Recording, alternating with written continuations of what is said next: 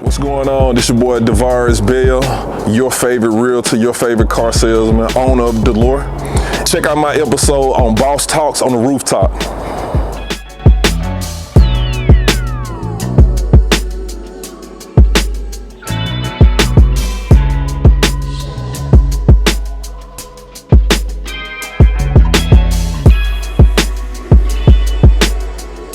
What's up, everybody? This is Boss Talks on the Rooftop. I'm your host, Bryson Fowler. Today's episode is sponsored by KingpinLuxury.com. Check out their lighters and new cigar accessories and cutters.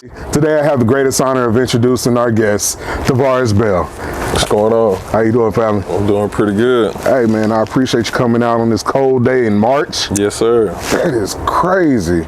So, you're like a world extraordinaire, like, you do car sales, you do your clothing business, you do real estate, you even sell hair and weave on the side. No. I need to. But no, like you're a mega entrepreneur, right? Yep.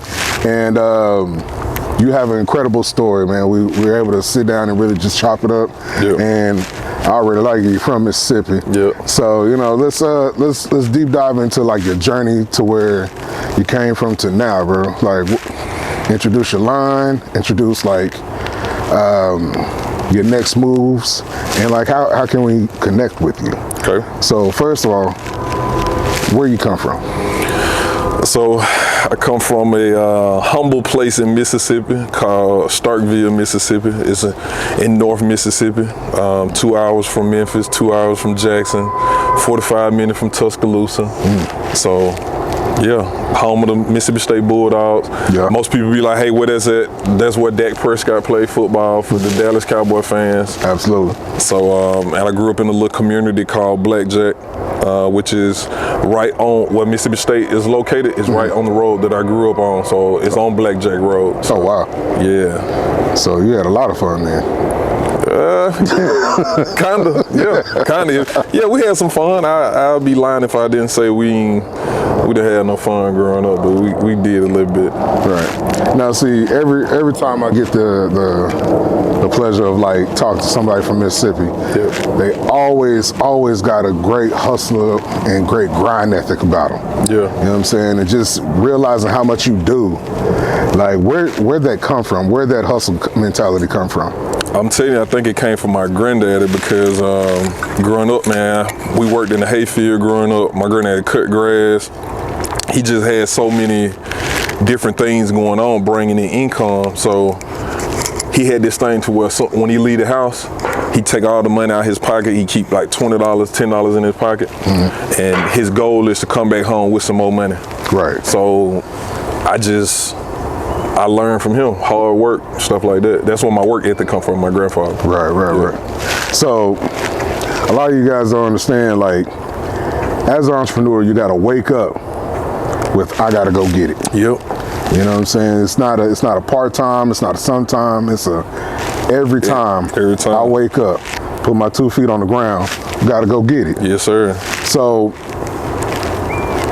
it seems like that's the mentality you took into each entrepreneur venture that you started. Yep. So talk to me about your clothing business. So I own Dalore. Dalore is a unisex brand that I created in 2011, because I ended up going to prison in 2011. So yeah, I've been to prison, and I actually started Dalore while in prison. And a lot of people are like, how you started in prison? Only thing you need is an iPhone and somebody on the outside who can take your vision to the next level.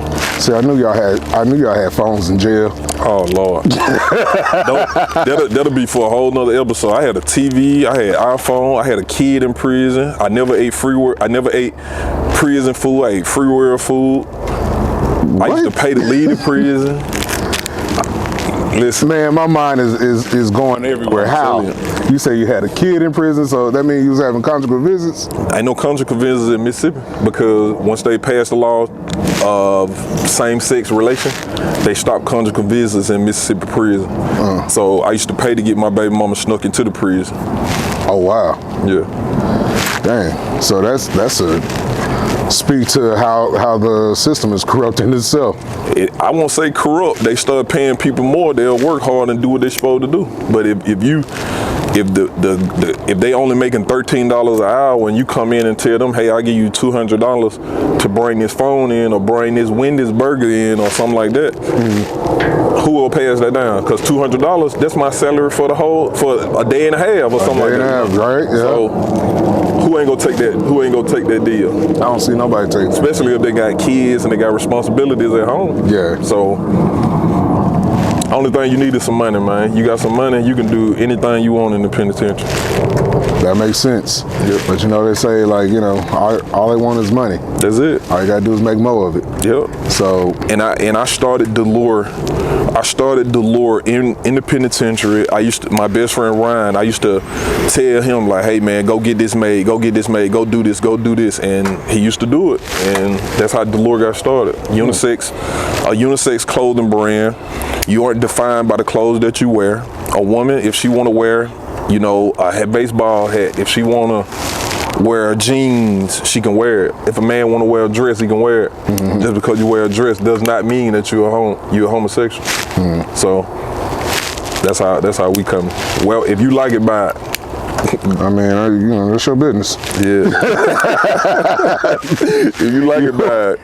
You want to wear the dress, that's your business. We gonna sell it. Right. We ain't gonna tell you, nah, you can't wear that because that's what a woman's supposed to wear. If you come in and be like, hey man, I think I look good in this dress, I want it. Hey, meet me at the cash register. That's your choice. It look good on you. Yes, sir. $40. Yep. Now, I know you guys are wondering like how I just lit my cigar. It's one of the lighters that are made by Kingpin Luxury.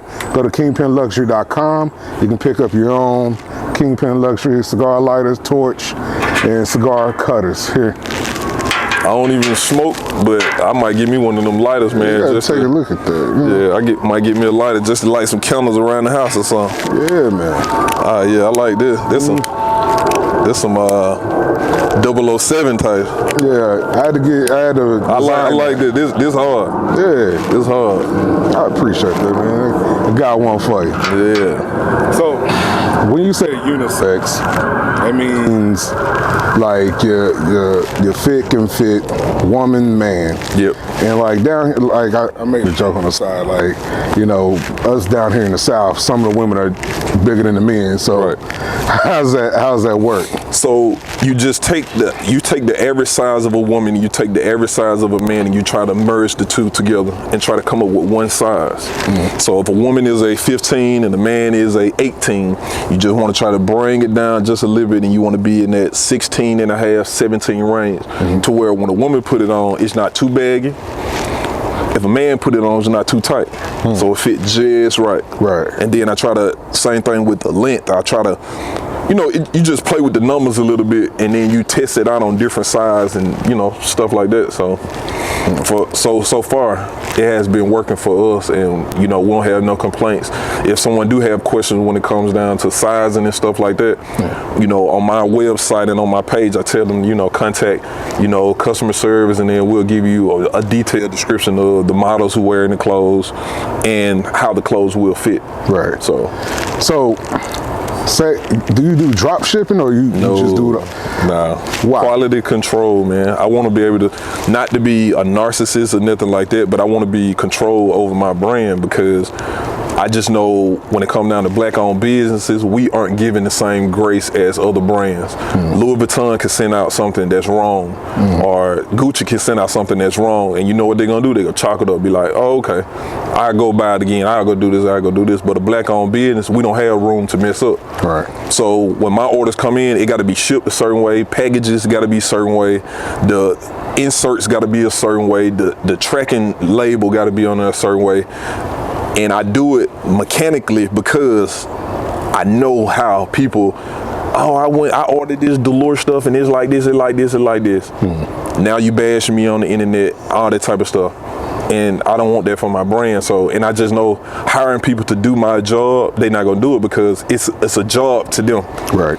For me, it's my livelihood. This is You know, I don't know how big a fan you are to Nipsey, but you know, everything he did, I'm talking about everything he did is like for his kids. And even if he ain't here, you got his brother, when he cutting these deals, they cutting these deals, but they putting it in the kid's name. Right. And I feel like that with my kids. I got 3 little girls, so this gonna be from, I'm gonna pass it down for my kids. And you know, that's just how it is. Quality control, man. I want to make sure we putting out quality every single time. Man, you really spitting out jewels there. Yep. Cause like you letting people know that hey, the quality matters. Yep. Right. And then most importantly, your customer matters. Yep. So a lot of people forsake quality for their customers, thinking like if we just get quantity and numbers and generate the numbers, like we'll be able to make up what we're trying to make. This is a motto that I have with Dalore. Quality over compensation. That's what I preach. Quality over compensation, because if you build something up and you provide a great service, the money gonna come. But if you be cheap, if you trying to do like that, you know, you just looking after if everything you doing is for the money, you gonna lose every single time. Right. You ain't got no love for it, you ain't got no passion for it. What are you doing it for? And I actually care about like providing clothes, I care about providing a service. Like that's my passion. So that's how I operate. That's I like what you said there. It's a better transition for me because like we provide services. Like in our industry, like I have a roofing and construction business. We have a tax service business, but like every business that I have is a service industry. Yep. So I have to have a heart and an ear for a customer. I have to understand their needs and their well-being. And just like how you want to be in quality control, like that's me directly being in quality control because the service really matters. Oh yeah. Like a bad review on my service telling us how bad we're not doing what we set out to do, or we're not meeting the customer's needs, then that really looks bad on us. Because when we get a 1-star review, we really take a hit. Yeah. Because we are a small minority owned business. We are underutilized, but we do really well for our community. Yeah. So we got to focus on the quality that we deliver. So I really like what you're doing, and I appreciate your heart behind your business. It's like credit. With credit, you can have a small credit profile. One bad thing, one bad collection, one bad derogatory mark can put you in a bad spot. You can go from having a 700 credit score to a 400 credit score that fast. And it's not even your fault. Not even your fault. Just one mistake. So us as Black-owned businesses, we are set up just like a credit report. We fight so hard to get to where we at, and then we aren't allowed to make mistakes. Right. Make one mistake, now I'm dropped down. Right. I'm bad. I'm in a bad spot. Right. When you got big brands, they can make 1,000,000 mistakes, get ignored. Like that bad review get pushed back, or they have the capability of wiping that bad review off. You know, somebody got sued for that. I don't know, I can't think of the company name, but they got sued for that, for deleting bad reviews. We ain't gonna speak no names, so they don't sue us. Yeah, right. Right. But that's crazy, like how they have the capability of doing it and we can't. Right. You know what I'm saying? We can't get on Google and delete a review. Right. They was able to do it. So get on Google, delete them, and then everything go fine. Yeah. But we can't afford to mess up. And me knowing that, what makes me I try to be perfect. I try my best to be perfect. I try to be mechanical with everything. Well, you made a great point as far as like understanding your credit, right? Yep. So tell us about how that affects us in the car industry. Oh my God. So you know what I'm saying? Like you're world renowned for cars. Cars. Yeah. So you know you know so much about it. You spend a lot of time in that. Yeah. Tell us what that's like for our credit history and how to buy a car. Man, as a car salesman, that is one of the most stressful. That's one of the most stressful things that I do, because with me being so passionate and me, you know, being labeled by dealerships and general managers that I'm a customer advocate. I care about my people. I care about people. Because of that, I care. So when it comes down to purchasing a vehicle, I always tell people, make sure you have fair to good credit before you buy a car. Right. If you don't buy a car when you have fair to good credit, you go forever be behind. Because even if you buying this car with bad credit, you got a 10, 15, 20% interest rate, you automatically upside down. I'm finna say this and it gonna sound bad, but people with the right mindset go understand. I can tell a lot about a person credit report based on how they move. Speak on that. Like, it sound bad, but it's not bad.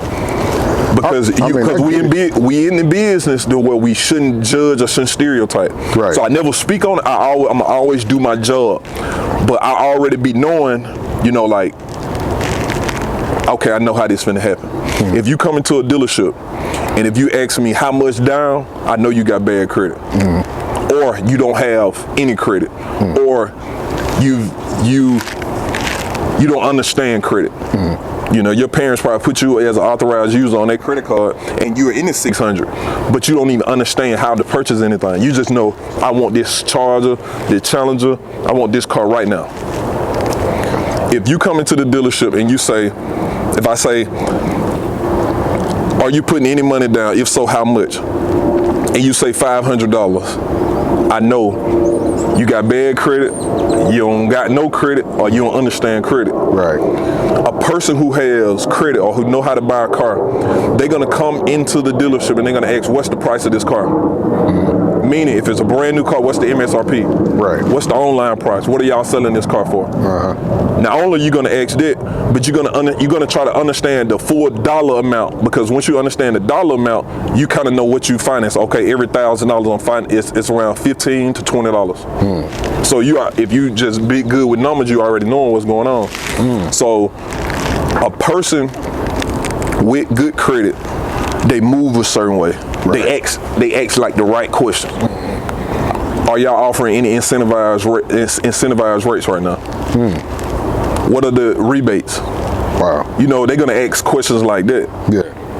And so I don't judge. I don't like to judge because one thing I learned from a guy that called him Boss Man, old black guy, was raggling when he came into the dealership. My first sale, I'm talking about he was raggling. Yeah. But he reminded me of my granddad, and I have a strong connection with my granddad. But only difference, he's short, he had a cigar about this big stuck in his mouth. He had some busted up shoes, and he was walking on the lot. I heard nothing but white people saying, man, he can't buy no car. You better not go out there, you gonna waste your time. Right. I said, okay, cool. I ain't doing that anyway. Right. So let me go talk to the dude who remind me of my granddaddy. Right. Go out there, talk to the man. We having a full conversation, walking the lot. We done left the lot 2 times. Not even talking about a car. Right. He said, Mississippi, I'm gonna tell you what. You see those cars right there? It was 3,500 dualies. Oh, wow. He said, go get me the price. He said, go get me a buyer's order with all these 3 cars on here. I'm gonna write a check. Don't worry about the accessories that's on the car. So tell your manager that I don't want to pay for the accessory. I want them just like this. They ain't got to put they ain't even got to wash them. Just take the stickers off and put my place on them. I went in there. I said, hey, I'm trying to get a buyer's order to get this car. The manager's arguing me down. Nah, we not doing that. We not doing that. We not doing that. Now I'm finna get mad because I'm trying to do my job and you prevent me from doing my job. Right. Why are you blocking my sale? Yeah. But you know why? Because he was a black man and they felt like he was a tie kicker. If a white man had came in there, they would have assumed that he has a lot of money, he got a lot of good credit. Right. They would have assumed that. So that's what I'm saying, like, we don't supposed to stereotype. At least don't speak it out, but you can think what you want in your head. One of the managers finally walked up and he said, what's going on? And I said, this guy outside looking, trying to get this guy, his name is Brian, blah, blah, blah, blah. You know what that guy said? Yeah. What are y'all waiting for? Do y'all know who that is? They didn't. They didn't. Print this stuff out. When it took it outside, he said, Mississippi, I'll be right back. I'm finna go get you a check. That man went to the bank and got a check. All those dualies was $80,000 plus. Whew. And I got a $5,000 commission on each one of those cars. Man, stinging them just for having a conversation. That's it. Man. Just talking to him. And he told me, he said, as long as you in the car business, if I need your service, Mississippi, I'm gonna come see you. But he said, don't call my phone don't call my phone or text my phone unless it's my birthday, or I call you and tell you to call me. Right. You can't do them with respect. Yeah. Can't do them with respect. He said, because I don't want all these calls and these texts. I'm too busy for all that. Yeah. But he said, on my birthday, I still want you to give me a call, wish me a happy birthday. And then I also want you to call, when I text you, then I need you to call me. Absolutely. And see, I get all the dealerships always seeing like, well, come buy your car back and try to like little spam mail. Yeah, it's like, hey man, gone. That's just a way, because they never know what your situation is. Because just imagine you totaled your car out today, and then you remember that email. What if such and such happened? Something happened in your life to where you no longer have your car, and then in your head, it's psychologically you like, such and such just sent me an email talking about they got 1.9 interest rate on Dodge Challengers and Chargers or Jeeps or whatever. Right. And psychologically, you can be like, okay, let me go up here. And that's what that email blast do. It keeps it on your mind. Right. But then you also got to understand, like me, I don't like being spam. I block spam messages. Right. I use your services when I need your services. Absolutely. I don't need it right now. Absolutely. So don't get on my nerve with this service. So you got, but then there's people who they liked it. They want to know what's going on. So you kind of like, it's hit and miss, because you don't know, should I send this email or should I not send this email? So your experience in the car dealership has also made you understand the true value of staying in contact with your customers on a consistent level. So like, is that kind of how you like attach your social media market? Yes and no. With social media, I think people just like to see. They want to see you doing something. Yeah. And for me, I like to see funny videos. I like to see food. I like to see women twerking on table. Yeah. You know what I'm saying? Who don't? You know what I'm saying? Those are the things that I like to see. So I just know with social media, it's an entertainment type thing. So people want to be entertained, but they also want to see what you're doing. Right. You know, I'm going to put something on and I'm going to post a picture. You know, I made a vow to myself. I told you, 2023 was supposed to be my Jordan year. It is. And for me, I only want to wear Dalore. Everything I got on right now is Dalore. Everything. In my construction and roofing business, we do foundation, right? Yep.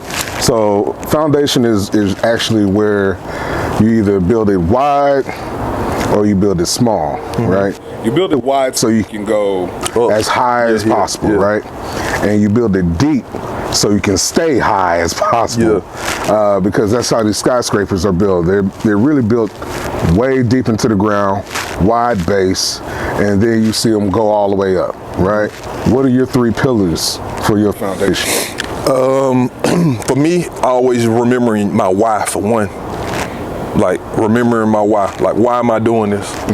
But family, for one.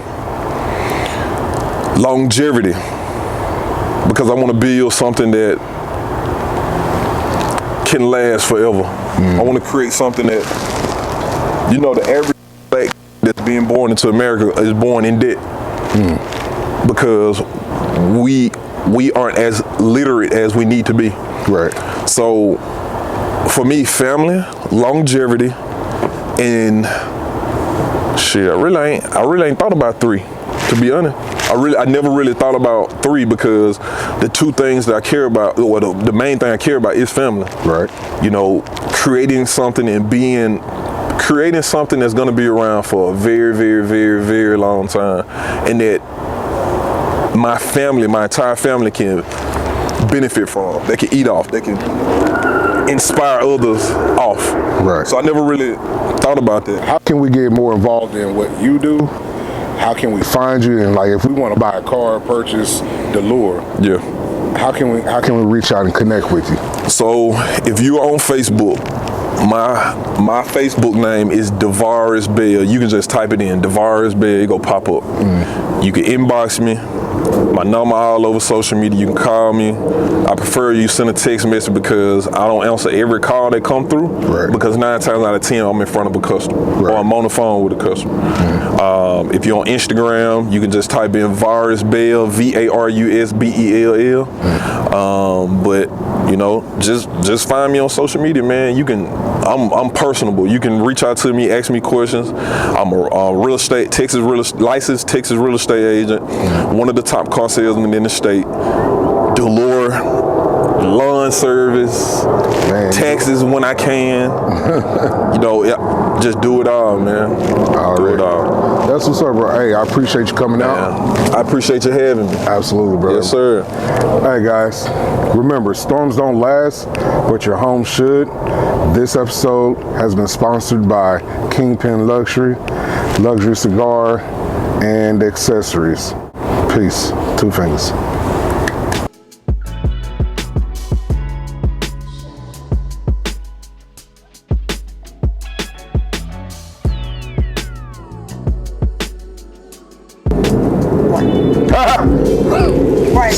I'm sorry. I'm trying to be serious. Don't make me laugh. I did. Don't make me laugh. You ready, Q? All right.